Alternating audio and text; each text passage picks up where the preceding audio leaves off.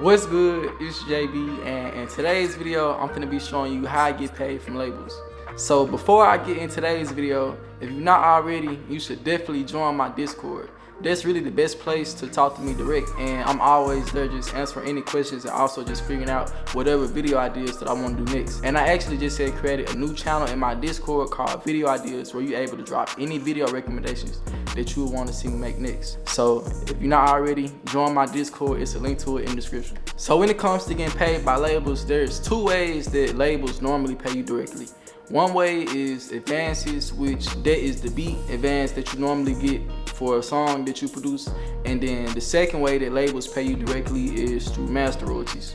So labels normally own majority of the master royalties for songs, which is about like 85–95%. So when you get an agreement, or when the label reaches out to you and they say that you have like 3 points on the master royalty, that's basically the total percent of the master royalty that you're getting of the song. And this basically split depending on the amount of producers that's on the song. So that's basically going to be what the label pays you out directly. So if you wonder exactly what are master royalties, they're actually completely separate from publishing. So master royalties are royalties that the label pays out to you directly, and the master royalties are basically the revenue that the song has generated that they pay out directly to the producers. So an example of getting master royalties would be Warner sending you a check, Atlantic, Universal. It could be any label. Any label can send you a check at any time, depending on whatever master royalties that they owe you for the songs that you produce under their catalog. And me personally, I've got multiple random master royalty checks from different labels for around $5,000 to $6,000 most of the time, and sometimes even more. So it's definitely important for you to make sure that you're collecting your master royalties, because one thing I know for sure is that the label is not going to make sure that they're sending you the master royalties, because that's not something that they kind of have to. Like, it's really up to you to make sure that the label is paying you your master royalties that you're owed, because a label would never go out their way to make sure that they're paying you the master royalties, because they probably already own about 80–90% of the whole entire master of a song, and producers only own around like 5–10%. I think it's more like 5 of the whole entire master of the song. So if you was to ratio that, let's say if I got a master royalty check for $5,000, the song probably might have made like 100 for real, like from the label. So that's just the ratio. But the little 5 that I might have gotten, the label isn't going to make sure that they're sending it. So it's really just up to you to try to make sure that you're doing everything that you're supposed to do to make sure that they do send you the part that you owe of the master. Because what most labels will do, if you don't actually remind them about master royalties that you're owed, then they will just keep it to themselves. And that's because they're collecting on the entire 80–90% of the song that they own, and they have to actually pay you out of the percentage that they collected. So why would they go out their way to pay you out of their percentage that they collected unless you remind them? So my way of making sure that I'm collecting all of my master royalties, I'll make sure that I'm signed up with any type of royalty portals that different labels have. So Universal, for example, they have a portal called the UMG portal, and that's basically where they send advances and different deposits. So sometimes Universal, they can send deposits for either advances or either master royalties. And most of the time with other labels like Warner or any other ones, I would just send a simple email asking about exactly how do they go about paying out master royalties, and then I would just give them the info that they need. If they do have a portal, then I would just go sign up for it. So then that way when they do send out master royalties, and most of the time most labels might send a master royalty out twice a year.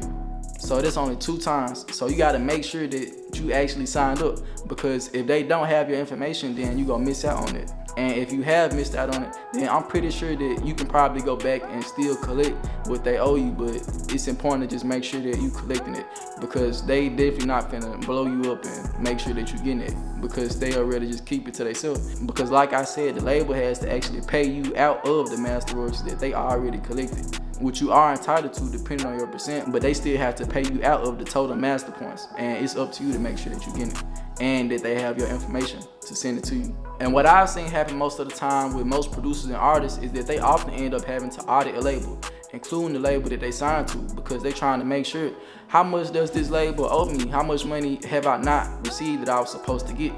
So sometimes it might even get to that point too, especially if you sign to somebody and you're trying to make sure that they paying you everything that you owe, because most labels, they not gonna make sure that they paying you to the T. it's gonna be up to you to make sure that you're on top of your business. So I would say any major label that you've done business with or got placements with, then you should make sure that you're signed up with their master portal. So that way when they do send out royalties for all the songs in their catalog, you're getting paid for all the songs that you produce with them.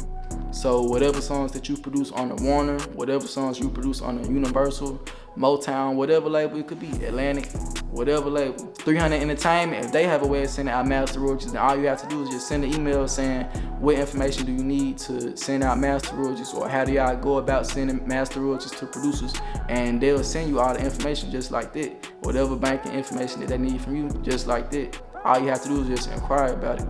Like me, for example, I have a couple songs under 300 Entertainment, and I actually just had another song drop with them under Huncho. He signed to 300 Entertainment, and I had a song on his most recent album called For Her Too, and I had produced on a song called Only Play This at 3 AM with prodjbsaucedup and Lil Teo, and it was actually a melody that I had made on my YouTube, and it was like one of my YouTube videos called I Made 10 Beats in One Day.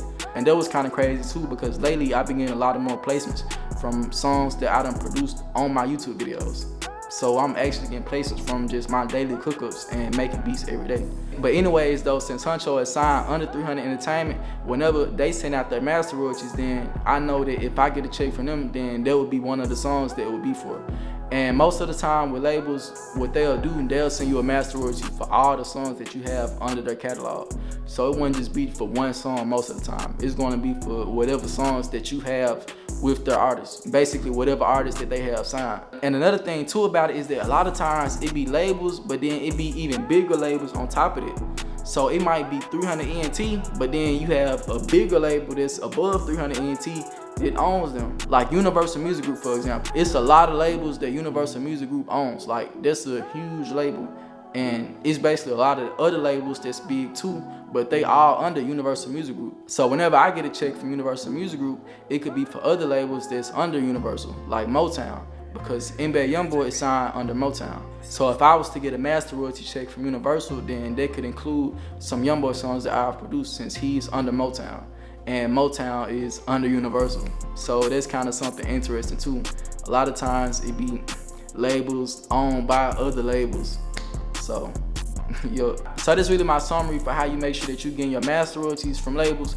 But the other part from labels that we all know about is the advances. And a lot of times as producers, we hear about people never getting their advances or getting their advances super late and it taking forever. Like I've seen a lot of stories about producers saying they took a long time to get advanced for some songs, like maybe even up to a year plus. And honestly, it's a pretty long process, but most of the time it doesn't have to be that long. Like me, for example, since I've actually gotten a hang of it and I've signed a lot of producer agreements, most of the time it might only take under 3 months at the most, like max. And that's really more of a stretch. Like probably really 1 month on average, or like a couple weeks. I'll say a couple weeks most of the time when it comes to signing a new producer agreement. And the only way signing a new producer agreement will take longer than expected if it's some type of clause in there that might not be in your best interest that your lawyer trying to probably solve. And a lot of times I begin to question whether or not you need a manager and a lawyer. And honestly, as a producer, you really only need a lawyer, because all you're really doing is reading over contracts. So you just gotta think, if somebody only reading over contracts, then what do you really need to manage at that point? I mean, if you have somebody that you have a great relationship, then that's great too. But really, all you really need though as a producer is really just someone to read over agreements. Like me, for example, I mainly just have my lawyer read over agreements, and it's really as simple as it. Because after you read over the contract, sign it, and make sure it's in your best interest, most of the time I might change a couple of clauses. Like my lawyer would change a couple of things in most producer agreements just to make sure that it's in my best interest long term. Like for example, it was just recently I had got an agreement at first from a label, and in the agreement they had a clause saying that when it comes to paying me master royalties that I had mentioned early in the video, they had mentioned that I had to stand behind the recording cost of the entire album. So let's say if the label had spent $2 million or so on the album. And the reason why I say $2 million is because the label has other advances, like advancing the artist. Like most of the time, major artists that's actually doing numbers, they'll get an advance from the label to drop a new album or a new project. So I'm just giving $2 million as a random number. So with the clause that was in the producer agreement at first, they were saying that I had to stand behind all the recording costs. So that means that if they had advanced the artist $2 million to drop that project, then I would have had to wait until that $2 million had recouped before I could receive any of my master royalties for the one song that I produced on the album.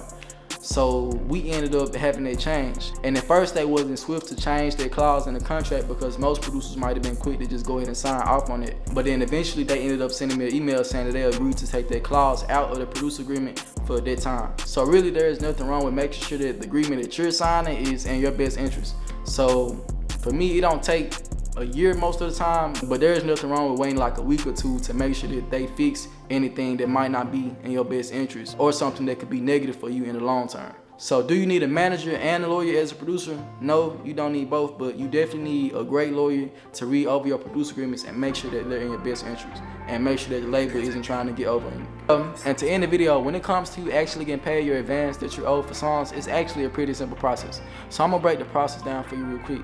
So first, the label will reach out and ask for your info, then you'll get a producer agreement, and then you'll have your lawyer/entertainment attorney read over your producer agreement and make sure that they're not trying to get over. So they'll probably end up revising a couple of things in the producer agreement to make sure that it's in your best interest. And then after the agreement is in your favor and you know that you're not signing a bad contract, then you can actually sign the agreement. And then what you'll do after you actually sign the agreement is that either you or your attorney/lawyer can send an email to the label asking what's the invoicing instructions to actually get paid. So then the label will send you instructions for everything that they need to send you direct deposit for all the songs that you produce. And most of the time, labels, they'll ask you to send them an invoice before they send you direct deposit. And I know that they have a bunch of different invoicing softwares to really keep track of the invoices that you get. But me personally, most of the time, I'll just send an invoice using Photoshop. So I'll just write out all the information of the invoice in Photoshop and just send it like that as a PDF. So here goes an example of how an invoice will look. Most of the time you will have your address, the amount that the label is sending to you, and you will probably have the address of the label too. And it's really as simple as that. That's really the whole process for actually getting paid your advances. And the only time it'd be more complicated is if it's like somebody else on the song messing it up or something that everybody not agreeing on. That's it for today's video. If you got any value from this video, then like and subscribe, and let me know what you see in my next video. And also, if you want to learn more from me one-on-one, it's going to be linked to my jbsaucedup mentorship for more gems like this that's not on YouTube. I'm out as always. Stay blessed, JB.